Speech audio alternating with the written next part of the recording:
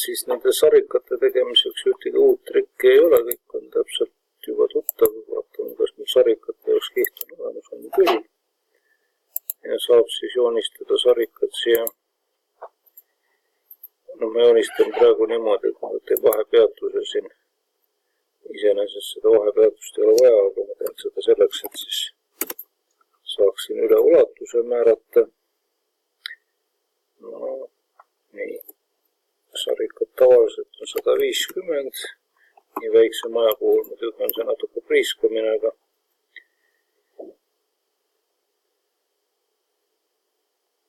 no, peab siit perpendikulaari korra välja lülitada, muidu või õnnestusid seda abijoon saada. Nii, tuli abijoon 1, aga abijoon 2.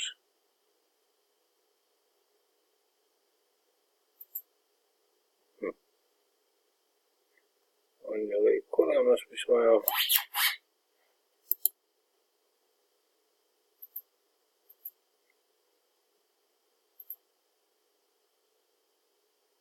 Mõned ei peatugi siin, kus peab peatuma. Okei, ma siis panen pärast sunnime teda.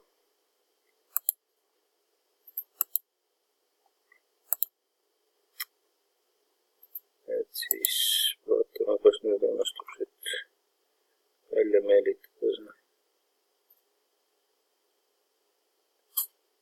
No see ei taha kuidagi õnnestuda, piinlik lugu.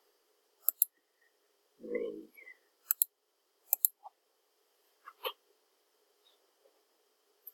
Igal pool mujal näitab, aga seal, kus peab, seal ei näita. On 2 näitab. Et see on siis nüüd sarika nii-öelda profiil. No, ma võin talle siin selle otsa vähe edevamaks ka teha, et oleks uhkem vaade. Ja edasi tuleb nüüd sellele sarikule anda paksus jällegi. Midagi uut ei ole. Paksus 50.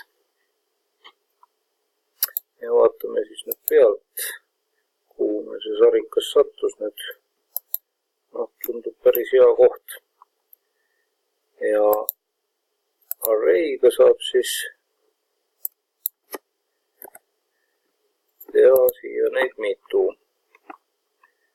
Et ütleme, vahe on mingi, ma panen alguses mingi 900 vaheks. Vaatame, kuidas see siia sobib. No tõenäoliselt tuleks natuke vähendada.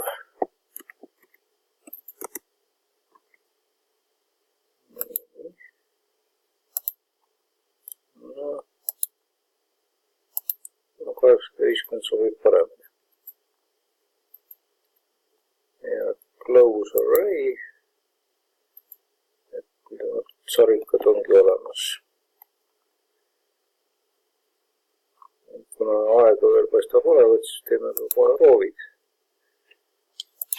Et roovide tegemiseks on nüüd vaja koordinaadid panna siia. Et võib siis teha niimoodi, et paneme selle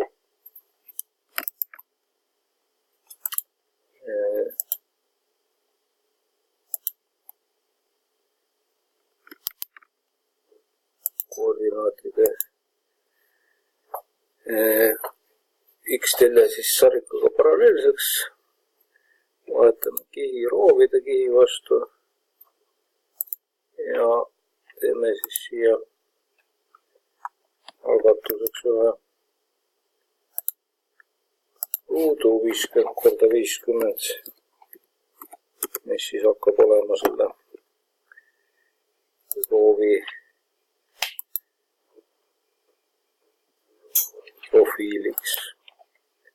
Ja jällegi siis ekstruudiga saate lohistada maja pikkuseks ja siis juba pressipulliga siit otsast pikendada. No pikendame ütleme näiteks 600 kannatab äkki ära. Reaalses elus vist ei kannata, aga võib-olla kannatab ka.